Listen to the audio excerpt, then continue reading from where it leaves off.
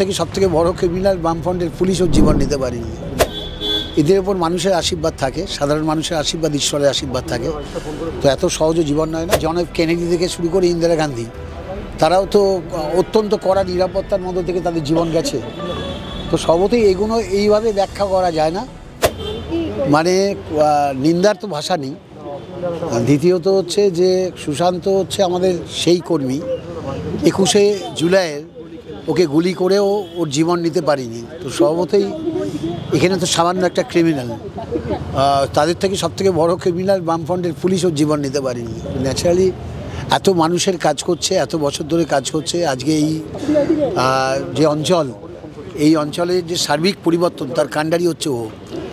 আজকে আমরা এই অঞ্চলটাকে যেভাবে চিনি, এত উন্নয়ন, 107-এর কাউন্সিলর হিসেবে কাজ করেছে, 108 একটা অনুন্নত অঞ্চল, সেই জায়গাটাকে ডেভেলপ করছে ও। স্বভাবতই এদের ওপর মানুষের আশীর্বাদ থাকে, সাধারণ মানুষের আশীর্বাদ, ঈশ্বরের আশীর্বাদ থাকে। তো এত সহজে জীবন নয় না। আমার ধারণা অপরাধী এবং যারা চক্রান্তকারী, যারা এর মধ্যে যুক্ত আছে, তারা ধরা পড়বে এবং এই গুলি করে বা এরকম হত্যার চেষ্টা করে ওর কাজকর্মকে দমন করা যাবে না। ও যেভাবে সক্রিয়ভাবে মানুষের পাশে থেকে কাজ করছে, কাজ করবে, এটা মানুষও বিশ্বাস করে, আমরাও করি। দাদা, আপনি তো একজন জনপ্রতিনিধি, তাহলে আপনি কতটা নিরাপদ? দেখুন, প্রথম কথা হচ্ছে যে এই সামাজিক ব্যবস্থার মধ্যে মানে নিরাপত্তা বলতে গেলে এগুলো একটা বিচ্ছিন্ন ঘটনা। তো এইরকম ধরনের বিচ্ছিন্ন ঘটনা ভারতবর্ষেও ঘটে, পৃথিবীর বিভিন্ন দেশে ঘটে। আমরা পৃথিবীর অনেক বড় বড় রাষ্ট্রনায়ক, তাদের দিকে জন এফ কেনেডি থেকে শুরু করে ইন্দিরা গান্ধী, তারাও তো অত্যন্ত কড়া নিরাপত্তার মধ্য থেকে তাদের জীবন গেছে। তো সবতেই এগুলো এইভাবে ব্যাখ্যা করা যায় না।